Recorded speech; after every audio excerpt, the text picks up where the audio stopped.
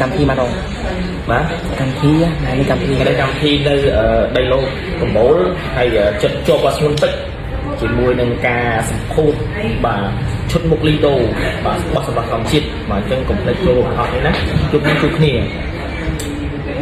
មានអ្វីតែប្លែកតិចទៅដល់ឆាកអត់ទេជំរាបសួរហើយជាសួស្តីបងប្អូនអ្នកគ្នាខ្ញុំបាទលីជុនថ្ងៃនេះសូមចេញវីដេអូ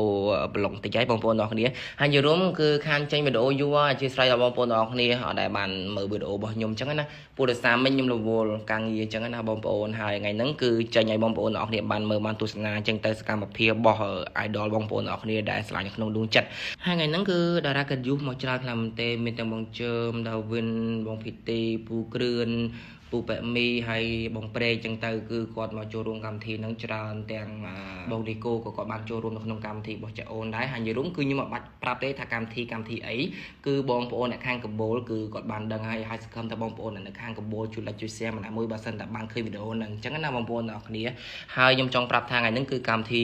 របស់ចាអូនគឺសប្បាយខ្លាំងមែនទែនដោយសារម៉េចគឺបងប្អូនអ្នកខាងកម្ពុជាគឺគាត់រស់រាយស្អាតផងនិយាយរួមអាចមិនថាដូចខ្ញុំនិយាយឲ្យតាមជាក់ស្ដែងតាមមើលវីដេអូហ្នឹងណាបងប្អូនអ្នកគ្នាគឺគាត់រស់រាយមែនតែនគឺគាត់ស្រឡាញ់ idol របស់គាត់នីមួយៗគឺគាត់ស្រឡាញ់ពេញបេះដូងរបស់គាត់ហ្មងអញ្ចឹងណាបងប្អូនអ្នកគ្នាខ្ញុំមានអារម្មណ៍ថារំភើបជាមួយគាត់អញ្ចឹងទៅហើយឥឡូវមកវាយអារម្មណ៍បងប្អូនអ្នកគ្នាវិញមកជួប idol បងប្អូនអ្នកគ្នាវិញកំពុងសប្បាយក្អាយរំភើបញាប់ញ័រហើយនិយាយរួម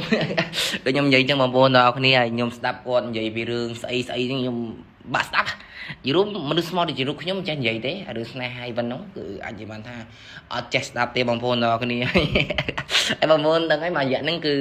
អាចនិយាយបានថាកំពុងតែផ្អើលក៏ក្រៅបណ្ដាញសង្គម Facebook ហើយបងប្អូនអ្នកគ្នាខ្ញុំមានអារម្មណ៍ថាបានជួបគាត់ទៅដូចបានជួប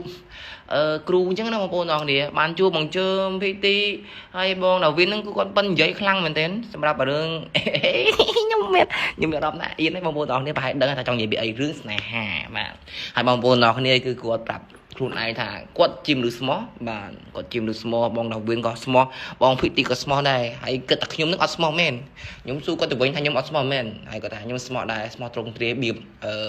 តោហើយចំណាយពួកគាត់គឺស្មោះត្រង់ទ្រាបៀបធំចឹងណាបងប្អូនអ្នកគ្នាយល់គឺសប្បាយមែនតើហើយអ្នកខ្លះណាគេមិនស្មោះណាគេមិនអត់ស្មោះគឺគេដឹងអីបាទបងប្អូនអ្នកគ្នាហើយវីដេអូហ្នឹងរឿងខ្លីទេបងប្អូនអ្នកគ្នា4នាទីខ្លីទៀតហើយបងប្អូនអ្នកគ្នាខ្ញុំចង់សួរអារម្មណ៍ទៅបងប្អូនអ្នកគ្នាអ្នកខាងកបលមិនដែរសប្បាយអត់ទេយប់មិញបាទ